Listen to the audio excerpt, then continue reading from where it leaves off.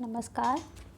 Government college Deoli के YouTube channel में आपका स्वागत है। मैं आशा नागर, असिस्टेंट प्रोफेसर पॉलिटिकल साइंस। आज हम प्लेटो के आदर्श राज्य का इस चैप्टर में चर्चा करेंगे। ये बीए थर्ड ईयर की पेपर फर्स्ट की क्लास है और इससे पहले हमने प्लेटो का न्याय सिद्धांत के बारे में एक वीडियो में चर्चा की जा चुकी है। तो हम आइए देखते हैं कि प्लेटो ने अपने आदर्श के राज्य के बारे में क्या क्या कहा है। प्लेटो का जो समय था, उस समय यूनान में राजनीतिक अराजकता का माहौल था, जिससे वह बहुत दुखी होता था। उसकी प्रतिक्रिया स्वरूप प्लेटो ने एक आदर्श राज्य की कल्पना की तथा उसे रिपब्लिक में प्रस्तुत किया। रिपब्लिक जो इनकी पुस्तक है उसमें। आदर्श राज्य के बारे में बताने से पहले मैं इसका एक सामान्य परिचय आपको बताना चाहूँगी कि आदर्श राज्य प्लेटो के समस्त चिंतन का केंद्रीय विषय है। प्लेटोकालीन यूनानी समाज में व्याप्त अराजकता के निराकरण हेतु प्लेटो ने एक आदर्श राज्य की कल्पना की थी। प्लेटो का आदर्श राज्य आने वाले सभी समय व सभी स्थानों के लिए एक आदर्श प्रस्तुतिकरण है। आदर्श राज रूपी भवन की आधारशिला न्याय सिद्धांत को तथा आधार स्तंभ के रूप में शिक्षा योजना एवं साम्यवाद के सिद्धांत को प्रस्तुत किया गया है।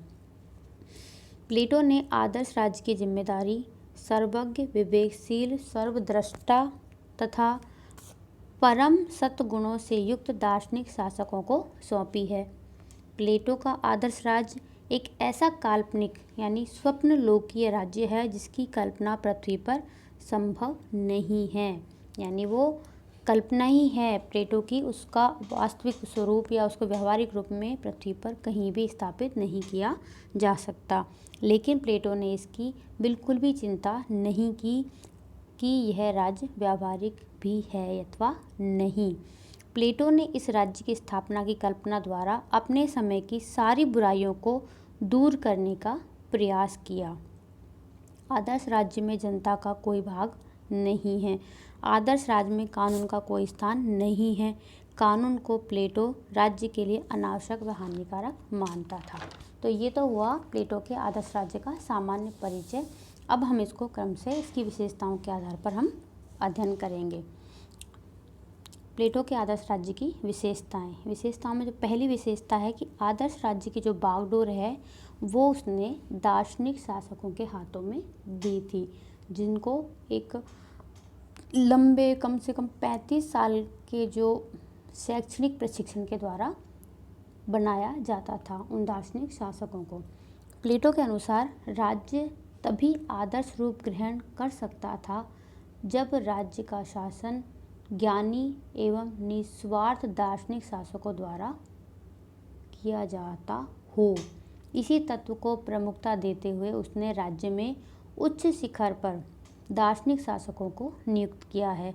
दार्शनिक जो शासक हैं उसमें जो गुण होने चाहिए वो है सर्वाधिक शिक्षित होता है, वो सुसंस्कृत होता है, साहसी, आत्मसंयमी, ज्ञानी, निर्लोभी होता है तथा उसमें एक श्रेष्ठ आत्मा के सभी गुण जैसे सर्वज्ञ, विवेकशील, सर्वद्रष्टा तथा ममत्वशीलता आदि गुण होते हैं। इसी कारण अपने आदर्श राज्य की बागडोर उपरोक्त गुणों से युक्त दार्शनिक शासकों के हाथों में प्लेटो ने सौंपी है। दूसरी जो विशेषता है वो है आदर्श राज्य में व्यक्ति और राज्य का संबंध। व्यक्ति और राज्य के बीच में संबंध है उसको क्या क्या बताया है देखते हैं। प्लेटो ने आदर्श राज्य के निर्माण का प्रारंभ व्यक्ति व राज्य के पारस्परिक संबंधों की प्रकृति पर विचार करते हुए किया है। उनका मानना है कि जो गुण एवं विशेषताएं अल्प मात्रा में व्यक्ति में पाई जाती हैं वे ही गुण और विशेषताएं विशाल रूप में राज्य में पाई जाती हैं। राज्य मूलतः मनुष्य की आत्मा का बाह्य स्वरूप है। राज्य व्यक्ति की विशेषताओं का विराट रूप है। व्यक्तियों की चेतना और गुण ही राज्य की चेतना का निर्माण करते हैं। प्लेटो का मानना है कि व्यक्ति व राज्य के हितों व उद्देश्यों में कोई विरोधाभास नहीं होता है तथा अच्छे जीवन की प्राप्ति राज्य व व्यक्ति दोनों के ही जीवन का महानतम उद्देश्य है। राज्य निर्माण के संबंध में प्लेटो कहता है कि राज्य वृक्षों या चट्टानों से उत्पन्न नहीं होते हैं बल्कि उन व्यक्तियों के चरित्र से निर्मित होते हैं जो उनमें रहते हैं। यानी राज्य का निर्माण उन व्यक्तियों से होता है जो उसमें रहते हैं। प्लेटो ने मनुष्य की आत्मा के 3 तत्व बताए हैं। पहला विवेक तत्व यानी ज्ञान, दूसरा उत्साह शौर्य तत्व, तीसरा है क्षुधा या बुभुक्षा या तृष्णा तत्व। ये तीनों ही तत्व राज्य में भी पाए जाते हैं। इन्हीं के आधार पर राज्य का निर्माण होता है। इन्हीं गुणों के आधार पर राज्य में 3 वर्ग होते हैं। उत्पादक वर्ग जो वासना इच्छाओं के वशीभूत होकर कार्य करता है, सैनिक वर्ग जिसमें साहस व उत्साह की प्रधानता रहती है, दार्शनिक वर्ग जो विवेक अथवा बुद्धि प्रधान होते हैं। इस प्रकार प्लेटो राज्य को व्यक्ति का ही विराट रूप मानता है। अगली विशेषता है प्लेटो के आदर्श राज्य का निर्माण या उसकी उत्पत्ति कैसे हुई, उसके विकास के चरण क्या हैं। तो प्लेटो ने इसके 3 चरण बताए हैं। प्लेटो के अनुसार जिस प्रकार मानवीय आत्मा या चरित्र अथवा मन का निर्माण वासना, साहस और विवेक के 3 तत्वों से हुआ है, उसी प्रकार राज्य के निर्माण में भी 3 तत्व सहायक होते हैं। पहला तत्व आर्थिक तत्व जो उत्पादक वर्ग का विकास करता है, वे प्रथम चरण में है। दूसरे चरण में सैनिक तत्व का विकास होता है, सैनिक वर्ग का विकास। तीसरे चरण में दार्शनिक तत्व की प्रधानता रहती है, जिससे कि दार्शनिक वर्ग का विकास होता है।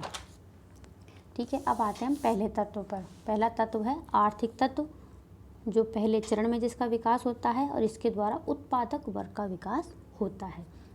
ठीक है, ये वाला पहला तत्व। ओके, प्लेटो के अनुसार आदर्श राज्य के अस्तित्व के लिए आर्थिक तत्व को अत्यावश्यक मानता है। इस कारण उसने सबसे पहले आर्थिक संगठन पर विचार किया है। वह वासना अथवा तृष्णा तत्वों को राज्य का प्रारंभिक आधार मानता है। वह बताता है कि वासना यानी आर्थिक तत्व की पूर्ति मनुष्य अकेले नहीं कर सकता। इसके लिए उसे दूसरे व्यक्तियों के सहयोग की आवश्यकता होती है।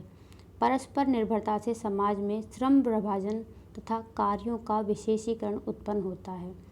इन दोनों श्रम विभाजन और कार्यों का विशेषीकरण के प्रति रुचि रखकर लोग अपने कार्यों में विशेष योग्यता प्राप्त कर लेते हैं अथवा अधिकाधिक उत्पादन करते हैं। इससे आर्थिक संघों का निर्माण होता है तथा एक व्यक्ति एक कार्य का सिद्धांत व्यापक हो जाता है। सेवाओं के आदान प्रदान से सबकी आवश्यकता की पूर्ति होती है। प्लेटो के अनुसार राज्य की उत्पत्ति के इस प्रथम चरण में राज्य के उत्पादक वर्ग का विकास होता है, जिसका प्रमुख गुण संपत्ति प्रेम तथा वासना है। इसी चरण में आदर्श राज्य के 2 आधार स्तंभ 2 सिद्धांतों का बीजारोपण होता है, श्रम विभाजन का सिद्धांत, कार्य विशिष्टीकरण का सिद्धांत। कई बार एग्जाम पूछ लेते हैं कि आदर्श राज्य के विकास के प्रथम चरण में कौन कौन सिद्धांतों का उदय होता है। दूसरा चरण है वो है सैनिक तत्व वाला। दूसरा चरण जिसमें सैनिक तत्व की प्रधानता रहती है और सैनिक वर्ग का विकास होता है। आदर्श राज्य के निर्माण में उत्पादक वर्ग के साथ साहस व उत्साह के प्रतिनिधि वर्ग की भी आवश्यकता होती है, जिससे कि पड़ोसी राज्यों के भूभाग को जीतकर अपने राज्य में मिलाया जा सके। इस कार्य का परिणाम युद्ध होता है, यानी दूसरे राज्य को हम अगर जीतना चाहते हैं तो वो केवल युद्ध से ही संभव है। युद्ध दूसरे के भूभाग को अपने अधिकार क्षेत्र में करने की लालसा ही युद्ध का मूल कारण है और इस कार्य हेतु राज्य में उत्साह, साहस या शूरवीरता के तत्व का उदय होता है। इससे ही सैनिक वर्ग का आविर्भाव होता है जो युद्ध के साथ समाज से प्रेम भी करता है तथा इसकी रक्षा के लिए भी तैयार रहता है। दूसरे चरण में सैनिक वर्ग का उदय होता है। सैनिक वर्ग बाहरी आक्रमण से राज्य की रक्षा करता है तथा आंतरिक सुरक्षा व शांति कायम करने में सहयोग देता है। प्लेटो आक्रमणकारी लिप्सा की पूर्ति हेतु सैनिक वर्ग का विकास हुआ मानते हैं, तथापि प्लेटो का आदर्श राज्य स्वयं आक्रामक नहीं होता है। आदर्श राज्य में सैनिक वर्ग का प्रमुख कार्य रक्षात्मक है, आक्रामक नहीं। तीसरा जो चरण है उस चरण में दार्शनिक तत्व की प्रधानता रहती है और दार्शनिक वर्ग का विकास होता है। आदर्श राज्य के निर्माण का तीसरा चरण तब शुरू होता है जब सैनिक वर्ग में ही प्लेटो राज्य के विवेक तत्व का प्रतिनिधित्व करने वाले सर्वोच्च वर्ग का निर्माण करता है। प्लेटो के अनुसार सैनिक वर्ग में ही उत्साह व विवेक दोनों तत्व पाए जाते हैं, लेकिन कुछ लोग ऐसे होते हैं जिनमें उत्साह की अपेक्षा विवेक तत्व का बाहुल्य होता है। ऐसे लोगों को ही प्लेटो दार्शनिक शासक मानता है। प्लेटो के अनुसार राज्य के रक्षकों में विवेक का गुण विद्यमान होना अनिवार्य है। सैनिक योद्धा में सामान्यतः विवेक का यह गुण मिलता है, किंतु विशेष रूप से यह पूर्ण संरक्षक या शासक में ही पाया जाता है। यह संरक्षक दो प्रकार के होते हैं, सैनिक संरक्षक, दार्शनिक संरक्षक। जो सैनिक संरक्षक होते हैं उनमें शौर्य गुण की प्रधानता होती है और दार्शनिक संरक्षक वर्ग में विवेक गुण की प्रधानता होती है। प्लेटो के अनुसार दार्शनिक ही राज्य के सच्चे संरक्षक होते हैं। इस प्रकार 3 चरणों में राज्य का निर्माण क्रम से तीनों वर्गों के विकास के साथ संपन्न होता है, जो राज्य की 3 मूलभूत आवश्यकताओं उत्पादन, रक्षा, शासन की पूर्ति अपने तीनों गुणों तृष्णा, साहस, विवेक तत्व के आधार पर करते हैं। अगली विशेषता है न्याय आदर्श राज्य की आधारशिला है। यानी प्लेटो ने अपना जो आदर्श राज्य बनाया है उसकी आधारशिला न्याय को माना है। आदर्श राज्य की आधारशिला न्याय के सिद्धांत पर खड़ी हुई है। न्याय ही राज्य की एकता को बनाए रखने वाला सूत्र है। व्यक्ति की योग्यता व समाज की आवश्यकताओं के अनुसार प्रत्येक व्यक्ति के लिए कुछ कर्तव्य निश्चित होते हैं, जिनका संतोषपूर्वक अपने अपने कर्तव्यों का पालन करना ही न्याय है। प्लेटो का आदर्श राज्य एक ऐसी व्यवस्था है जिसमें प्रत्येक व्यक्ति अपने निश्चित कर्तव्यों का पालन करता है। अगला है कि आदर्श राज्य के आधार स्तंभ क्या हैं? शिक्षा और साम्यवाद। यानी शिक्षा और साम्यवाद प्लेटो के आदर्श राज्य के आधार स्तंभ हैं। प्लेटो का मानना था कि शिक्षा व्यक्ति को एक विशेष कार्य का प्रशिक्षण देकर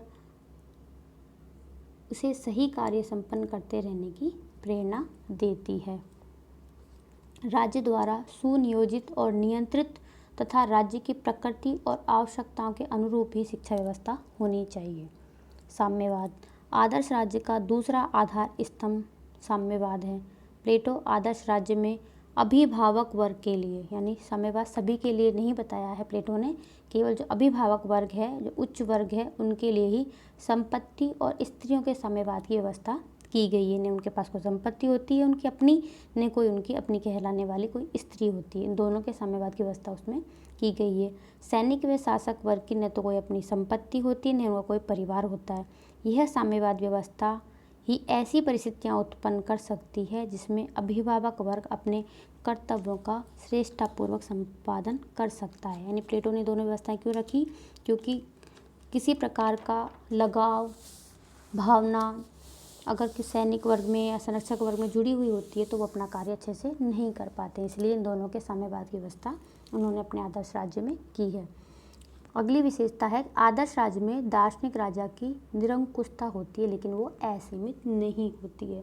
आदर्श राज्य में दार्शनिक राजा पर कानून या जनमत का तो कोई नियंत्रण नहीं होता है, लेकिन फिर भी उसे असीमित निरंकुशता प्राप्त नहीं है। दार्शनिक राजा सर्वगुण संपन्न है। वह लिखित कानून और जनमत के बंधनों से स्वतंत्र हो सकता है, किंतु संविधान के मूलभूत सिद्धांतों से वो स्वतंत्र नहीं हो सकता है। यानी प्लेटो ने राजा पर बहुत सारे ऐसे प्रतिबंध लगाए हैं कि वो आदर्श राज्य में जो व्यवस्था की गई उनमें कई चीज़ों में वो चेंज अपनी मर्जी से नहीं कर सकता है।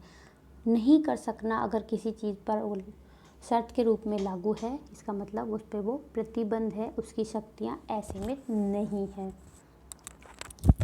अगली जो विशेषता है वो है कुरुचिपूर्ण कला तथा साहित्य पर प्रतिबंध। कला और साहित्य पर प्रतिबंध नहीं लगाया था प्लेटो ने, लेकिन कुरुचिपूर्ण, जिससे कि व्यक्ति गलत दिशा में चला जाए, उन पर प्रतिबंध लगाया गया है। प्लेटो के आदर्श राज्य में कला और साहित्य पर पर्याप्त नियंत्रण की व्यवस्था की गई है, जिसका उद्देश्य अनैतिक प्रभाव उत्पन्न करने वाली किसी भी वस्तु को नवयुवकों से दूर रखना है।